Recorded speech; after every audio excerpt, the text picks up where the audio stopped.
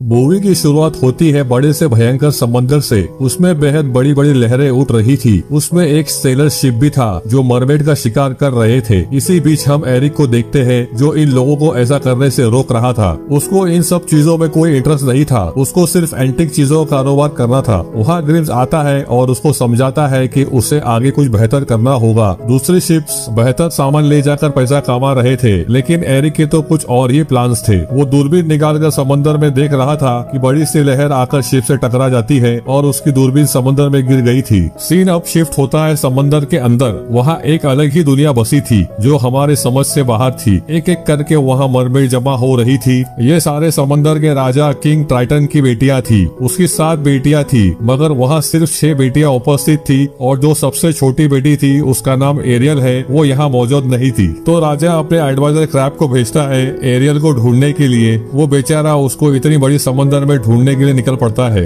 हम अब एरियल को देखते हैं जो समंदर में घूम रही थी। उसको वही दूरबीन मिलती है जो एरिक के हाथों से समंदर में गिरी थी। वो उसको उठाकर उसमें से देख रही थी कि उसको डूबे हुए जहाज दिखाई पड़ते हैं। वहाँ उसके साथ उसका दोस्त फ्लॉन्टर भी था जो एक छोटी सी फिश थी। एरियल वहाँ डूबे जहाजों में जाने के लिए बहुत उत्साहित थी, लेकिन फ्लॉन्टर उसको बोलता है कि वहाँ बड़े शार्क्स है। लेकिन वो उसकी बातों को अनसुना करके आगे बढ़ती जा रही थी और कुछ सामान इकट्ठा कर रही थी कि तभी वहाँ बड़ी सी शार्क आ गई थी और वो एरियल पर हमला कर रही थी। एरियल बड़ी मुश्किल से अपनी जान बचाकर भाग रही थी और बड़ी चालाकी से वो ग्लास की मदद से शार्क को फंसाकर वहाँ से निकल जाती है। एरियल का एक और दोस्त था जिसका नाम स्टटल है। एरियल को जहाज से फोक मिला था, लेकिन उसको फोक का इस्तेमाल करना नहीं आता था। स्टटल उसको बोलता है कि शायद ये इंसानों के बाल बनाने के काम आता होगा। एरियल उससे अपने बाल संवार रही थी कि वहाँ सेबेस्टियन पहुँच गया था। सेबेस्टियन उसको बोल रहा था कि आज मून फेस्टिवल है और आज किंग ट्राइटन तुम सब बहनों को इकट्ठा देखना चाहते हैं, पर बाकी सारी बहनें वहाँ मौजूद है तुम्हारे अलावा।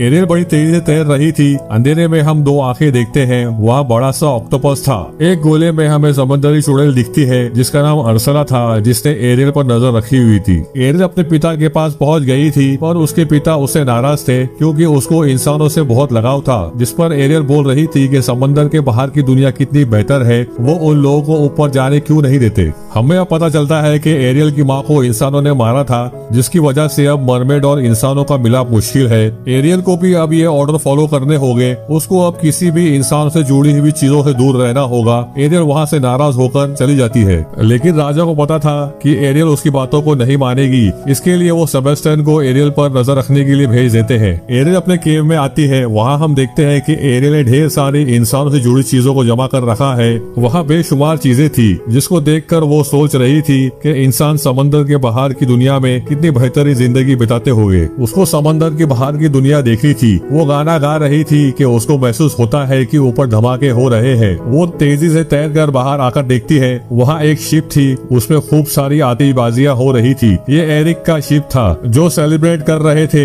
एरियल ये सब देखकर बहुत खुश हो रही थी। सब मिलकर डांस कर रहे थे। ग्रिम्स उसको ऐसा करने से मना कर रहा था क्योंकि वो प्रिंस था, लेकिन एरिक बड़ा सीधा बंदा था। उसमें कोई भेदभाव नहीं था। एरियल ये सारी बातें सुनकर खुश हो रही थी और सोच रही थी कि एरिक कितना अच्छा आदमी है। इसी बीच वहाँ तूफान आ गया था। बेहद जोरों से बारिश गिर रही थी और समंदर में बड़ी लहरें उठ रही थी। एरिक शिप को संभालने की कोशिश कर रहा था, पर बदकिस्मती से शिप जाकर पत्थर से टकरा गई थी। लोग शिप से बाहर गिर रहे थे और लालटेन जहाज पर गिर गई थी, जिसकी वजह से शिप में आग लग गई थी। शिप अब आग की लपेट में आ गया था। एरिक सबको शिप छोड़ने के लिए ऑर्डर देता है। लोग लाइव बोट में बैठकर वहाँ से निकल रहे थे। एरिक देखता है कि उसका डॉग वहाँ फंस गया है, लेकिन एरिक किसी तरह उसको निकालकर पानी में फेंक देता है जिससे वो लाइव बोट तक पहुँच सके। डॉग पानी में तैर रहा था कि एरियल उसकी तैरने में मदद करती है। अब डॉग लाइव बोट तक पहुँच चुका था। एरिक शिप से जंप मारने वाला था कि शिप थोड़ा पलट जाती है। एरिक अपना बैलेंस खो चुका था और शिप से टकराकर पानी में गिर गया था। एरियल उसको ढूंढ रही थी, पर वो उसको कहीं दिखाई नहीं दे रहा था। शिप भी अब बुरी तरह जलकर टूटने लगा था। एरिक समंदर की गहराई में डूबता जा रहा था, पर खुशनसीबी से एरियल वहाँ आ गई थी। वो उसको पानी से बाहर ले आई थी और उसको चेक करती है। वो अब जिंदा था। उसी वक्त सेबेस्टियन और स्टटल भी वहाँ पहुँच गए थे। वो देखते हैं कि एरियल किंग के नियमों का उल्लंघन कर रही थी,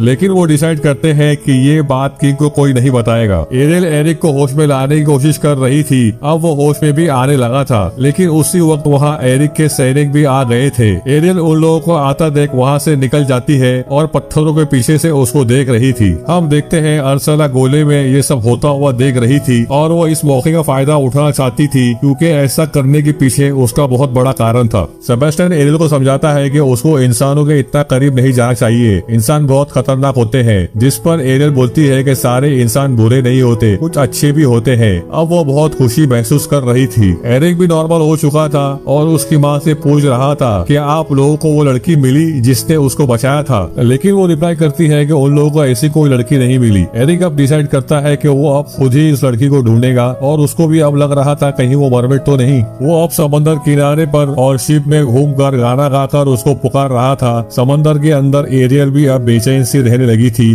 वो किसी से बात नहीं कर रही थी। उसके पिता को भी लग रहा था कि कहीं कुछ गड़बड़ जरूर है। राजा सेबेस्टियन को पूछता है कि एरियल को क्या हुआ है, जिस पर सेबेस्टियन सब वक्त देता है कि कैसे उसने एक लड़की की जान बचाई। राजा अब बेहद गुस्सा हो गया था। वो अब एरियल को ढूंढने लगते हैं और एरियल मिलते ही वो उस पर गुस्सा होने लगते हैं, लेकिन एरियल वही बातें दोहराती है कि सारे इंसान खतरनाक नहीं होते, जिस पर राजा भड़क गया था और वो एक एक करके सारी चीजों को बर्बाद कर रहा था जो एरियल ने जमा की थी। एरियल ऐसा होता देख बेहद दुखी हो गई थी। फिर राजा वहाँ से चला जाता है। फिर वहाँ से एक जादुई कांच आ गई थी, जिस पर अर्सला एरियल को बोल रही थी कि वो उसकी आंटी है, लेकिन सब उसको समंदरी चुड़ैल बोलते हैं। उसको सब एरियल के दिल की बातें पता है और वो उसकी हेल्प करेगी। सेबेस्टियन और फ्लॉन्टर ये सब देख रहे थे।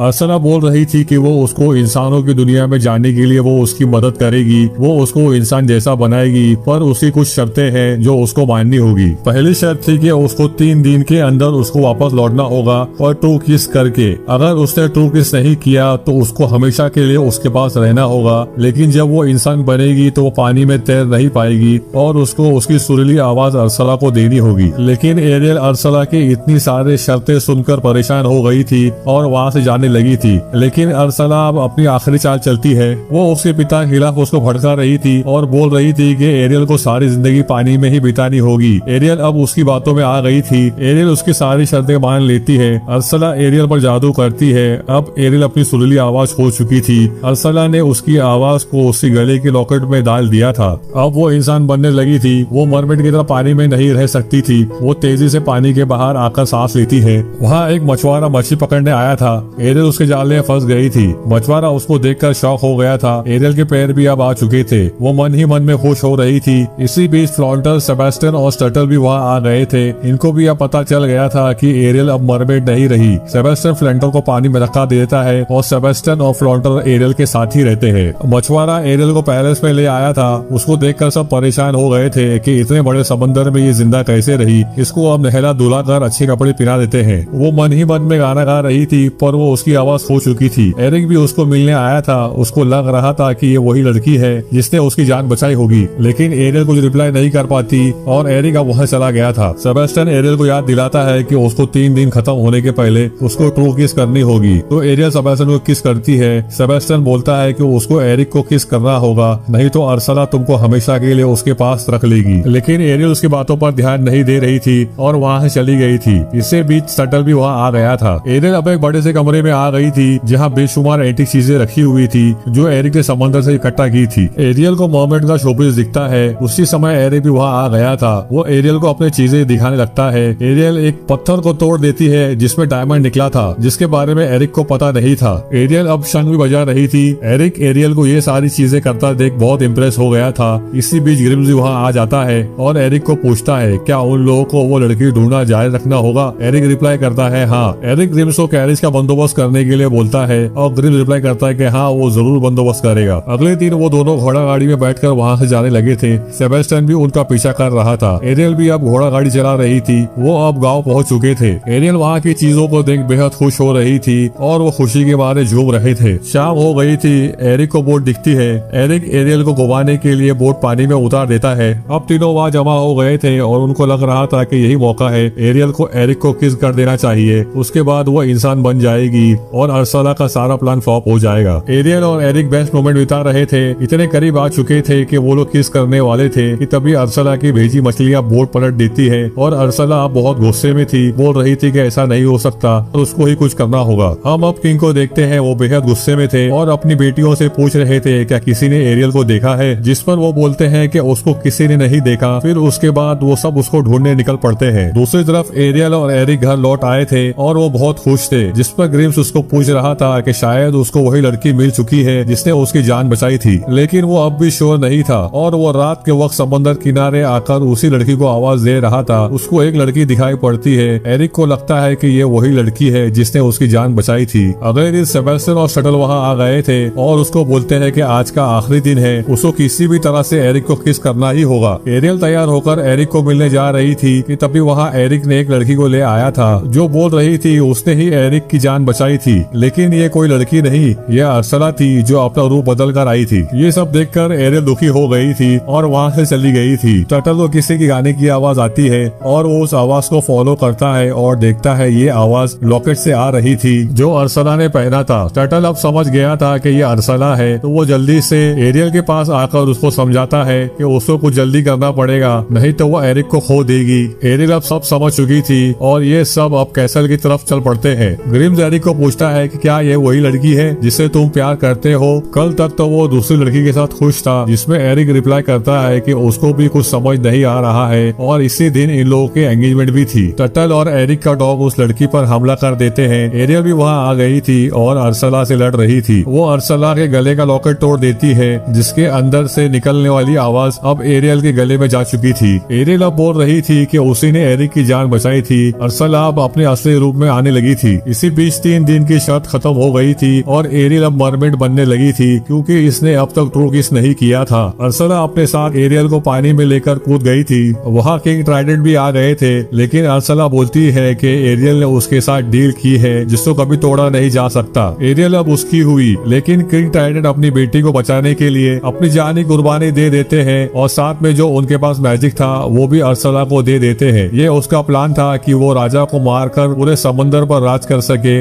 राजा अब मर चुका था। एरिक भी वहाँ आ गया था। अर्सला अब अपने असल रूप में आ गई थी। वो बहुत ही बड़े जायंट ऑक्टोपस बन चुकी थी जिसके बहुत बड़े बड़े हाथ थे। एरिक एक बड़े से शिप पर लटका हुआ था। एरियल भी उसको बचाने की कोशिश कर रही थी। अर्सला एरिक को मारने की कोशिश कर रही थी। एरियल भी अब शिप पर आ गई थी और किसी तरह वो शिप के हैंडल के पास पहुंच चुकी थी और उस शिप को अर्सला की तरफ मोड़ देती है क्योंकि उस शिप के सामने वाले हिस्से पर बेहद पॉइंटेड चीज लगी हुई थी। वो अर्सला के सीने में घुस जाती है और वहीं अर्सला का मैजिक खत्म होने लगता है। अब वो नॉर्मल बन रही थी। अब किंग जिंदा हो चुके थे और वो एरियल से बेहद खुश थे क्योंकि उसने ही उनकी जान बचाई थी। एरिक किनारे पर आ गया था और रानी को बोल रहा था कि उसको एरियल को बचाने जाना होगा, लेकिन रानी उसको रोक रही थी और किनारे पर एरियल की ड्रेस भी तीरती हुई आ रही थी। एरिक उसके ड्रेस को देखकर दुखी हो गया था। राजा सेबेस्टियन को पूछते हैं क्या उन्होंने कुछ गलत किया है जो उसकी बेटी अब खुश नहीं रहती, जिस पर सेबेस्टियन बोलता है कि उसकी खुशी इंसान बनने में है, जिस पर राजा एक बार फिर एरियल को इंसान बना देते हैं। एरिक एरियल का समंदर किनारे पर इंतजार ही कर रहा था कि एरियल वहाँ पहुँच जाती है।